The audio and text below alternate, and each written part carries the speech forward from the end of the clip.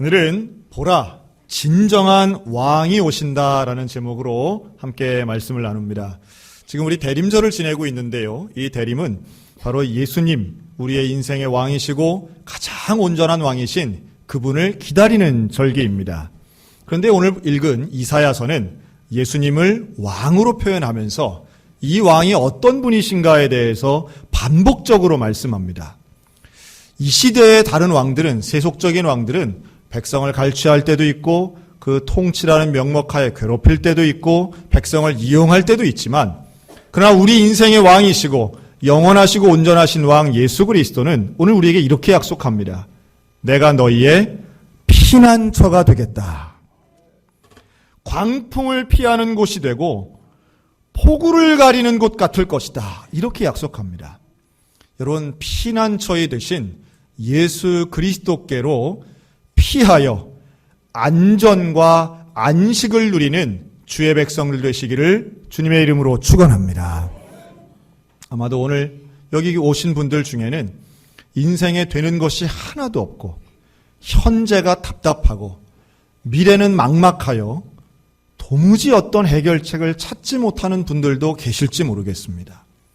많은 젊은이들이 미래에 대해 막막해하고 또 중노년층들도 사실은 자기의 인생에 대해서 신뢰할 만한 것이 하나도 없음을 발견하여 실족하고 두려워하고 걱정하는 인생들이 얼마나 많은지 몰라요. 여러분, 걱정은 사람만 한다고 그러죠. 왜냐하면 이 땅에 있는 동물과 식물은 걱정을 안 한답니다. 걱정을 하는 것과 안 하는 차이는 미래에 대한 생각을 할 수 있는 능력의 유무라고도 하더라고요. 인간만이 유일하게 내일 생각, 내년 생각을 하니까 걱정이 된다는 거예요. 동물은 내일 생각을 안 한다는 거예요.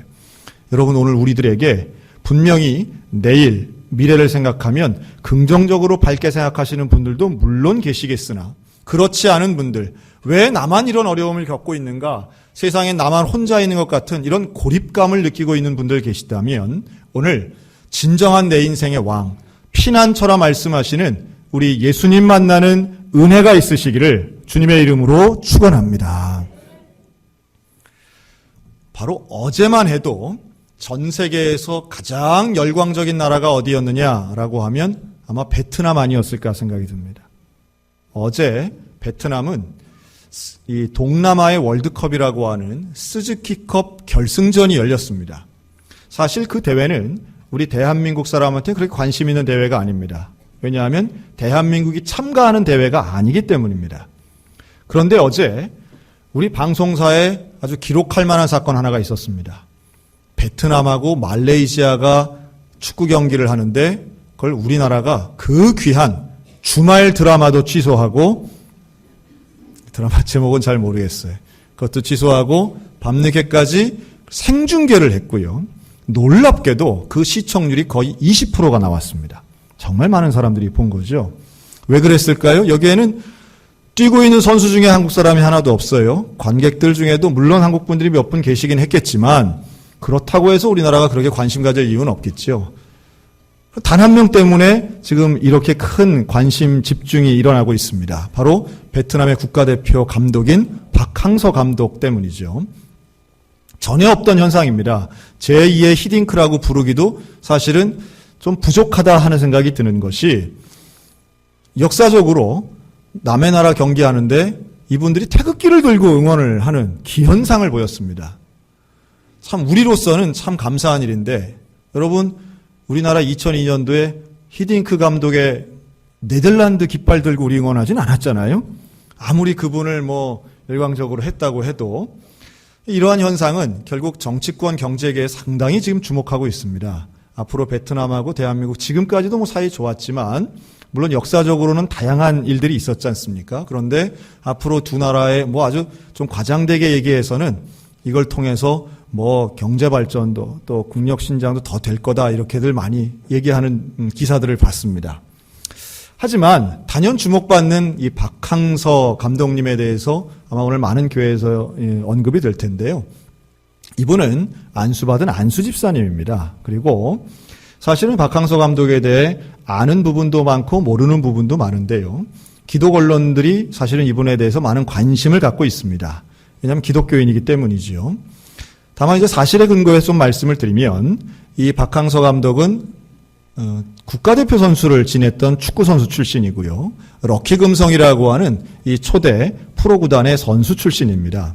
그리고 지도자의 길을 걷기 시작해서 어디까지 올라가느냐 하면 가장 정점에 이르렀던 우리 모두가 주목해서 알던 것은 단연 2002년 월드컵 때 히딩크 감독을 도왔던 대표팀 코치였던 거죠.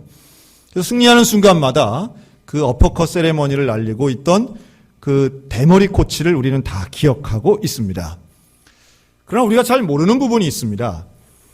히딩크를 통해서 또 2002년 월드컵을 통해 그렇게 열광적이던 그해 여름 지나고 히딩크 감독이 사임한 이후에 다음번 국가대표 감독이 누구였는지는 아마 거의 모르실 겁니다. 그가 바로 박항서 감독입니다. 2002년도에 히딩크가 사임한 이후에 대한민국 대표팀을 맡았지만 그는 4개월 만에 협회와의 불화를 통해 쫓겨나게 됩니다. 다 2002년도에 있었던 일이에요. 그러나 우리는 승리, 4강만 기억할 뿐 다른 어떤 일들에 대해서는 잘 모르고 있는 거죠. 그리고 신생팀 프로구단인 경남FC의 감독을 맡게 되는데요. 역시 여기서도 구단과의 불화와 성적 하락으로 2군 팀에 가게 되고 그 다음 몇 개 전남 드래곤즈 같은 또 다른 프로팀도 맡았지만 상주 상무를 거쳐서 결국 실업팀 감독이 됩니다. 생각해보면 그의 일생은 물론 국가대표 축구인들의 인생에 놓고 보면 그는 분명히 엘리트였습니다. 그러나 그에게는 결국 뚫지 못한 한국 축구의 학벌의 세계가 있었고 학벌주의가 있었고요. 또 물론 본인의 입장이지만 참으로 억울한 일들도 많이 당했다고 인터뷰합니다. 그리고 바로 그즈음 이 박항서 집사님은 이미 선수 시절에 젊을 때의 신앙을 가지고 예수를 믿었지만 그가 결혼한 최상하 권사님을 통해 그의 신앙은 더 든든해지는데요. 경남FC 감독을 할 때만 해도 함안에 있는 가나안 교회에 아주 열심히 출석하는 그 선수들도 다 전도해서 데리고 나왔던 열심히 있는 그리스도인이었던 거죠. 이제 그러다가 감독직을 다 잃게 되고 결국은 실업팀에 가게 되고 갈 데가 없어지는 이런 상황이 오게 됩니다. 본인 말은 이렇습니다. 나이가 들고 그 어디에서도 나를 불러주지 않았다. 그래도 최상하 권사님 기도하죠. 함께 기도합니다. 하나님 앞에 우리의 피난처는 예수 그리스도입니다. 피난처 되신 예수 그리스도 앞에 간절히 기도하고 하나님 나를 사용해 주옵소서. 그러던 가운데 베트남에서 연락이 왔습니다. 우리 대표팀을 맡아주세요. 그런데 여러분 한 나라의 국가대표를 맡는다는 건 분명히 영광스러운 일입니다. 우리가 생각할 때는 그래 뭐 감독하는 것보다 그게 낫지 않나라고 생각하지만 베트남은 피파 랭킹 112위의 나라입니다. 그리고 쫓겨났지만 박항서 감독은 대한민국 성인 국가대표팀 감독을 했던 사람이죠. 베트남에서 우리에게 그 박항서 감독에게 제안했던 것은 성인팀이 아닙니다. 23세 이하 대표팀 감독을 맡아달라는 거고요. 이것은 아시안 축구연맹 그 AFC라고 하는 이 챔피언십 리그에 나가는 대회에 감독을 맡아달라는 요청이었습니다. 이거 좀 이해하기 쉽게 하자면 히딩크 감독을 불러서 우리 어린이 대표팀 감독을 맡아달라고 하는 정도의 이런 차이의 감정이 느껴지는 일이었던 거죠. 그런데 여기에 대해 고민했지만 이 부부가 함께 기도하면서 이런 결정을 내립니다. 선교를 하러도 가는데 이 부르심, 누구도 우리를 찾지 않는데 누군가 우리가 필요하다고 하면 우리 그곳에 가서 주의 영광을 드러내는데 최선을 다합시다. 그리고 왔던 거죠. 간 거죠. 그게 작년 연말에 있었던 일이고요. 이 아시안컵 이 챔피언십 리그에서 결국 결승에 올라가고 준우승을 합니다. 이게 올 2월 달에 있었던 일입니다. 여기에 많은 사람들이 주목을 했어요. 그때부터 야 베트남 가서 아주 큰일 하네, 인기 있네. 그리고 여기에 덧붙여서 평소의 언행을 통해 무슨 형님 리더십, 파파 리더십 이래가지고 박항서 감독의 일화들이 조명을 받습니다. 예를 들면 국가대표가 이동을 할 때 비행기를 타죠. 감독에게는 앞자리 좋은 자리 비즈니스석이 배정이 되고 선수들은 뒷자리 불편한 이코노믹석이 배정이 됩니다. 그런데 부상당한 선수를 자기 자리로 옮겨와서 감독의 자리를 양보해서 거기 넓은 자리에 앉히고 발 마사지를 해주는 이 박항서 감독의 모습이 베트남 사람들이 마음을 움직이게 합니다. 그리고 열정을 가지고 항의도 하고 응원도 하는 그의 모습, 경기 전이나 후나 항상 경건하게 기도하는 그의 모습을 통해 많은 사람들이 관심을 갖고 인기가 올라가게 됩니다. 그리고 지난 8월 달 아시안 게임에서 이 태국 축구 사상 최초로 4강에 올라가게 됩니다. 그때 4강에서 경기한 게 바로 대한민국과 베트남이었습니다. 경기는 대한민국이 이겨서 대한민국은 우승을 했고요. 이 베트남은 4강까지 올라가게 됐습니다. 그리고 바로 어제 스즈키컵 결승에 사상 최초로 올라가서 우승하게 됩니다. 자, 이쯤 되면 국가적 영웅이라고 얘기하고 히딩크를 뿐만 아니라 베트남에서는 거의 문신을 해서 이 박항서 이름을 가지고 노래도 부르고 하는 그냥 하여튼 우리 상상을 초월하는 그런 열기가 그 안에 있다고 하더라고요. 근데 제가 오늘 이걸 소개하는 이유는 오히려 다른 데 있습니다. 이분이 지난 2월 달에 국민적인 관심을 얻게 되면서 많은 언론이 그를 인터뷰했습니다. 이미 많은 기사가 넘치도록 있습니다. 그런데 이 박항서 집사님이 어느 언론과 인터뷰를 하더라도 동일하게 이런 말을 합니다. 나는 인기가 아무것도 아니라는 것을 잘 알고 있습니다. 나는 이미 2002년도에 전 국민으로부터 박수를 받는 경험을 해본 적이 있습니다. 그런데 불과 4개월 후에 나는 쫓겨났습니다. 지금의 환호가 아무것도 아닌 게 될 수 있다는 걸 나는 누구보다 잘 알고 있습니다. 오히려 나의 관심은 예수님께로 가는 것이 나의 관심입니다. 나는 한 손에는 축구공, 한 손에는 십자가를 들고 예수님과 동행하는 삶을 살기 원합니다. 저는 그가 거두고 있는 성과보다 그의 인터뷰에서 묻어나는 진심이 더 감동스럽더라고요. 언제까지나 우승할 수는 없을 겁니다. 또 성적이 올라갈 때가 있으면 내려갈 때도 있을 겁니다. 사람들이 관심 갖고 박수 칠 때가 있으면 또 언젠가는 사람들의 생각 속에서 잊혀질 때도 분명히 올 겁니다. 그러나 우리의 영원한 피난처 되시는 그 예수님 안에 있다면 우리의 삶은 상황이 어떻게 되든 높은 데 있든 낮은 데 있든 상관없이 주님은 나의 힘이 되시고 주님은 나의 안전이 되시고 주님은 나의 능력 되실 줄로 믿습니다. 그렇기에 예수님은 진정한 왕이신 거예요. 우리 인생을 바꾸어 주실 진정한 왕은 다른 데 있는 게 아니라 바로 예수 그리스도 그 한 분뿐이라고 하는 사실입니다. 그분이 우리를 피난처로 인도하십니다. 피난처는 안전한 거예요. 그 안전이 온전하게 지켜질 때에 우리의 마음은 안식을 얻습니다. 불안한 가운데 누구도 안식 얻을 수 없어요. 아무리 휴가가 길어도 불안감이 있고 두려움이 있으면 쉴 수가 없습니다. 그러나 아무리 분주해도 안전을 느끼고 그 가운데 평안을 느낀다면 그가 안식을 누리고 있는 거죠. 여러분, 이 거룩한 주일 우리 성전에 모여있는 우리 모두에게 그리스도께서 주시는 진정한 왕이 주시는 안전과 안식이 경험되어지시기를 주님의 이름으로 축원합니다. 그렇게 되면 안전을 느끼고 쉬어지면 우리는 회복되는 것을 느낄 수 있어요. 회복이라고 하는 것은 주님이 주시는 겁니다. 예수 그리스도를 만나게 되면 그가 아무리 곤란한 상황에 있다 할지라도 주님 바라볼 때에 새 힘을 가지고 회복됩니다. 인생이 변화되고 인생의 변화를 느끼게 되는 거예요. 제가 참 마음 아픈 이야기를 한번 읽었습니다. 어떤 청년이 쓴 글인데요. 이렇게 썼어요. 자기는 제일 듣기 싫은 말 중에 하나가 이거랍니다. 괜찮아, 다 잘 될 거야. 괜찮아, 다 잘 될 거야. 그 말이 제일 듣기 싫대요. 아주 인자한 미소를 띠고 뭐든 다 아는 것처럼 보이는 그런 어른들의 가증스러운 말이 제일 듣기 싫답니다. 참 마음이 아팠어요. 어떤 의미에서는 말하는 사람의 잘못이 아니라 말을 듣는 사람의 태도가 결국은 난 안 될 거야. 그런 말은 소용없어. 격려도 위로도 어떤 안식도 축복도 나한테는 통하지 않아. 여러분, 이런 마음의 태도라면 사실은 참 내 인생이 다시 일어나기 어렵죠. 그게 바로 절망하는 사람들의 공통점인 것 같아요. 어떤 좋은 말도 사실은 새겨듣지 못하고 들려지지가 않는 거죠. 안타깝습니다. 그러나 또 한번 뒤집어 보면 그러한 격려의 말이 듣기 싫은 사람들의 심리는 정말 격려받고 싶은 거죠. 진짜 격려를 받고 싶은 거죠. 진짜 위로를 받고 싶은 거 아니겠습니까? 오늘 주님이 이렇게 말합니다.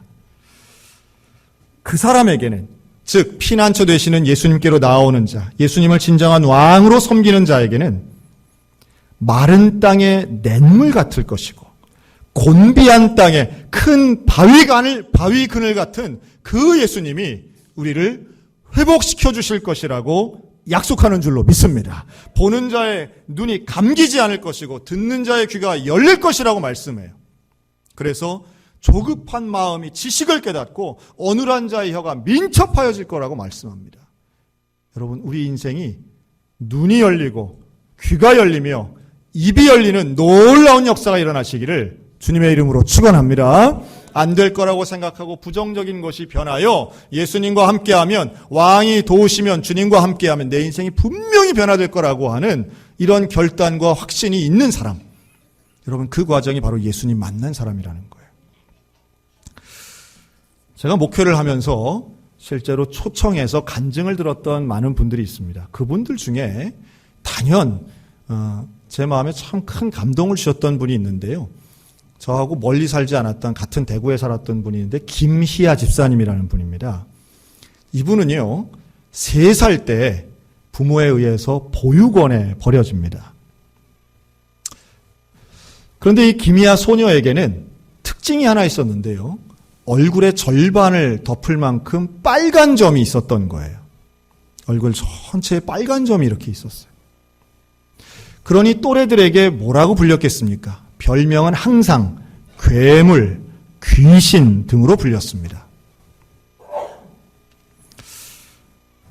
이 보육원은 교회에서 운영하는 보육원이었습니다. 그래서 주말마다 예배를 드리면 그 예배를 드릴 때 소녀 김희아의 마음은 항상 하나님 왜 나를 이렇게 낳았습니까? 하나님 왜 나는 부모로부터도 버림받습니까? 원망과 불평이 가득했다는 거죠. 이런 일도 당했답니다. 초등학교를 다닐 때 일인데요. 학교를 가서 미술 시간이었는데 선생님이 아이들이 막 떠들고 하니까 아이들에게 그림을 그리는 시간인데 희아 이리 앞으로 나와봐. 그리고 앞에 세워놓는 거예요. 세워놓고는 희아의 얼굴엔 특징이 강하니까 얘를 그리라고 한 거예요. 평소에도 사람을 똑바로 쳐다보지 못하고 얼굴을 머리카락으로 반을 가리고 고개를 늘 숙이고 다니던 이 김희아는 그날의 상처를 평생 잊을 수가 없는 거예요. 애들이 키득키득 웃으면서 그림을 그리는데 더 과장되게 그리고 더 우스꽝스럽게 그리고 자기들끼리 이상하게 그리고 이랬던 거예요. 믿기 어렵지만 선생님이 무슨 마음으로 그런 일을 했는지는 모르겠으나 이 어린 소녀에게는 평생의 상처가 되는 일이죠.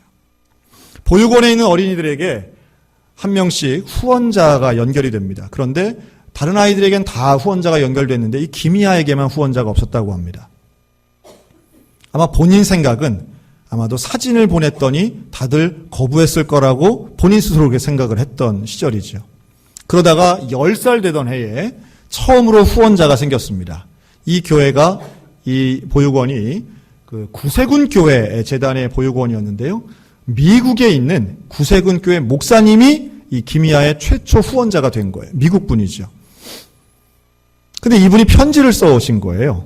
편지를 썼는데, 물론 영어로 썼는데, 그 영어 중에 알아보지 못했지만 한 문장을 알아봤는데 뭐라고 썼느냐 하면 한글로 희아라고 쓰고 I love you라고 쓴 거예요. 이게 이 김희아 소녀의 일생 중에 1대1로 누군가가 나를 사랑한다는 걸 처음으로 들은 순간이라는 겁니다. 그리고 그 목사님은 성인이 된 김희아를 25살 때까지 재정적으로 후원을 합니다. 그리고 이 두 사람은 언제 처음 만나느냐 하면 김희아가 35살이 될 때 만납니다.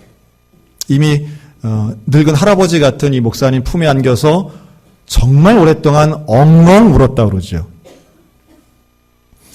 어려운 일만 있었던 건 아닙니다. 중학교 때 선생님 같은 경우는, 중학교 1학년 때 만난 선생님은 이 김희아에게 격려하기 위해서 일부러 풀 수 있는 수학 문제를 칠판에 내주고 그걸 앞에 나와서 풀게 하고 학생들 앞에서 칭찬하고 격려했다는 것. 사실 별거 아닌데 이 김희애 학생에게는 그것이 일생의 감사의 제목이 되어 있습니다. 그런 가운데 누가 하나가 남자를 소개해 주었습니다. 직장 생활을 하고 있는 20대 때에 자기는 그런 생각을 한 거예요. 나 같은 이런 외모의 여성을 누가 좋아하겠는가. 그래서 처음으로 소개받아 나갈 때에 화장을 하는데 화장이 아니라 변장을 했다 그러죠. 그래서 아주 그냥 떡칠을 하고 평소에도 이 두꺼운 화장을 하고 다녔는데 그날은 더 화장을 하고 나가서 만났답니다. 떨리는 가슴으로 만났는데 첫날 만나고 두 번째 만나고 세 번째 만나는데 이 남자가 점리하기 이런 건 전혀 하지 않고 아주 멀쩡하게 대화를 잘하고 그래서 결국 사랑하는 사이가 됐다는 거죠. 그러면서도 늘 마음에는 나 같은 사람은 누구도 사랑하지 않을 거야. 난 결혼하기 어려울 거야. 이런 마음이 늘 있었다고 그래요. 근데 결혼을 하려고 하니까 부모님께 양가 부모님 소개를 해야 되잖아요. 근데 보육원 출신이니까 부모님이 없으니 시부모가 되실 분만 가서 인사를 한 거예요. 근데 그 자리에서 시아버지가 될 이 신랑의 아버지가 뭐라고 했느냐 하면 그동안 참 고생했다. 앞으로 건강하게 잘 살아라. 우리 가족으로 축복한다. 그 말을 들으니 이 마음이 얼마나 회복이 됐겠어요. 그래서 하나님 앞에 감사했다 합니다. 하나님 좋은 이런 시아버지를 만나기 위해서 참 감사합니다. 그리고 결혼식장 할 때 기억나는 건 하나밖에 없다 그러죠. 그 결혼식장에서 그 많은 사람들이 뭐라고 하냐면 신랑은 멀쩡하게 생겼네. 신랑은 잘생겼는데 쯔쯔쯔 신랑은 괜찮네. 이 얘기만 그렇게 많이 들었다 그러죠. 어쨌든 결혼을 했습니다. 그리고 결혼을 하고 아이도 낳게 됩니다. 그런데 그때부터 코에서 피가 나는 거예요. 코에서 피가 나고 멈추지가 않아요. 병원에 갔습니다. 병원에 갔더니 상악암 판정을 받습니다. 아주 희귀한 암이라고 그러죠. 이걸 어떻게 치료하느냐? 얼굴에 있는 뼈 반을 드러내는 거예요. 점으로 있던 그 자리에 그 뼈를 다 수술로 드러냈습니다. 어떻게 됐을까요? 얼굴이 함몰됩니다. 그리고 암 때문에 혹이 생겼어요. 전에 있던 점의 문제 수준을 넘어서 말 그대로 아주 특별한 얼굴이 되어버렸습니다. 자존감이 더 무너지는 거죠. 암 때문에 겪은 고생보다 암 이후에 있는 외모의 변화가 더 절망하게 만듭니다. 그래도 남편은 괜찮다고 치료된 것에 대해 감사하지요. 자, 그즈음 이 아이가 자랍니다. 딸이 자라서 말을 하기 시작합니다. 이 딸아이가 처음 하는 말이 뭐였느냐 하면 바로 엄마였습니다. 그 엄마 소리를 듣고 아마 경험해 보신 분들 많을 거예요. 아이가 말을 하면 엄마도 그 말을 따라합니다. 그런데 내가 낳은 딸아이의 입에서 나오는 엄마를 따라서 내가 엄마라고 뱉었던 바로 그 순간이 본인의 일생에 최초로 엄마라는 말을 했다는 거예요. 그 순간 아이를 붙잡고 너무 감격해서 너무 행복해서 얼굴은 그 지경이 됐지만 펑펑 울었다는 거 아닙니까? 하나님이 그래도 나를 불쌍히 여기셔서 내게 이런 좋은 가정을 주시고 좋은 딸을 주셨구나. 이 딸이 자랐습니다. 초등학교를 들어갔어요.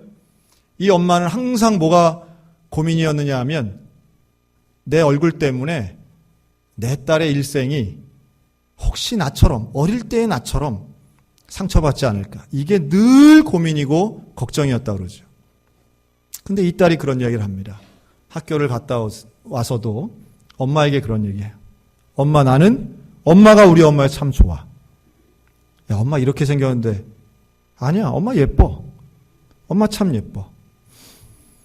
다른 누구의 격려보다 딸의 격려가 가장 큰 위로였고 격려였고 마치 예수님이 하시는 말씀 같았다는 거예요. 그리고 그 딸이 중학생이 되어서 방송국에 편지를 씁니다. 엄마에 대한 이야기를 쓴 거예요. 그게 채택이 돼가지고요. 2013년도에 KBS 1TV 강연 백도씨라고 하는 프로그램에 이 김희아 집사님이 나가게 됩니다. 그리고 그 해에 가장 많은 사람들에게 감동을 주었던 사람으로 뽑히게 되고요. 지금은 전국을 다니면서 사람들에게 내가 어떤 일을 겪었고 나의 상황과 나의 마음이 얼마나 큰 축복인가에 대해서 말합니다. 그때 강연 백도시에 나와서 강연을 했던 이 김희아 집사님 마지막 대사가 이랬습니다. 엄마, 저를 낳아주셔서 감사합니다. 이렇게 큰 복점을 주셔서 감사합니다. 태어나자마자 당신에게 아픔을 드려서 죄송합니다. 이런 저를 낳아주셔서 감사합니다. 부모님께 감사 인사를 드리고 보고 싶습니다. 그리고 그런 간증 가운데 제가 그 부부를 함께 만나서 식사했는데요. 이 집사님이 간증 가운데 이런 말을 합니다. 나는 고아로 버려졌지만 하나님은 나를 버리지 않고 가장 아름다운 가정을 선물로 주셨습니다. 축복을 외면하고 원망만 하고 살았다면 나는 이런 기쁨 만나지 못했을 겁니다. 그러나 나는 이 모든 것을 포함해서 진심으로 하나님께 감사하고 있습니다. 하나님은 내 삶을 회복시켜 주셨고 하나님은 내 마음 가운데 진정한 왕이 되어 주셨습니다. 여러분, 우리가 감사하지 못할 건 무엇일까요? 불평하고 어려운 문제들은 분명히 수도 없이 많이 있습니다. 그러나 또 한번 찾아보면 내 안에 피난처가 되시는 그 예수 그리스도께서 우리에게 약속하시는 것이 있는데, 내가 너와 함께하겠다, 내가 너를 도와주겠다, 너는 두려워하지 말라, 내가 너의 왕이 되겠다. 우리의 인생을 책임져 주시는 분, 나와 동행하시는 분, 예수 그리스도인 줄로 믿으시기 바랍니다. 그 주님을 붙잡으셨으면 좋겠어요. 그 주님과 함께 하셨으면 좋겠습니다. 그 주님이 분명한 것은 나의 삶의 주인이 되시면 내 인생이 변화되고 진정으로 구원받고 그 구원받은 사람답게 그리스도인답게 살아가게 될 수 있는 줄로 믿습니다. 그 복음의 역사를 가지고 나아갈 때에 우리의 다음 세대도 살아나고 우리의 가정도 살아나고 우리 교회도 살아나게 될 줄로 확신합니다. 저는 우리 소양교회가 바로 그러한 복음의 능력을 가지고 영혼을 살리는 교회가 되었으면 좋겠어요. 저는 교회에 오는 거 참 좋습니다. 저는 어릴 때부터 교회에 오면 언제나 좋은 분들을 만났어요. 좋은 친구도 교회에서 만났습니다. 좋은 선배도 만났습니다. 좋은 장로님, 또 좋은 목사님도 만났습니다. 그래서 교회 오는 게 늘 행복했어요. 그런데 그 어떤 누구를 만난 것보다 예수 그리스도를 만난 것이 내 인생에 가장 행복하고 내 인생에 가장 힘이 되는 일이었음을 고백합니다. 사랑하는 성도 여러분, 예수 그리스도를 내 인생의 참된 주인, 참된 왕으로 모시기를 주님의 이름으로 권면합니다. 그리고 그 주님과 일생을 동행하시기 바랍니다. 오늘 읽는 이 위대한 약속의 말씀, 주님은 나의 피난처가 되시고 주님은 나의 능력이 되셔서 주님은 나를 회복시켜 주시는 분, 나를 구원시켜 주시는 그 분이라고 하는 놀라운 믿음의 고백이 우리의 삶의 자리에서 날마다 재현되고 경험되고 체험되시기를 주님의 이름으로 축원합니다. 아멘.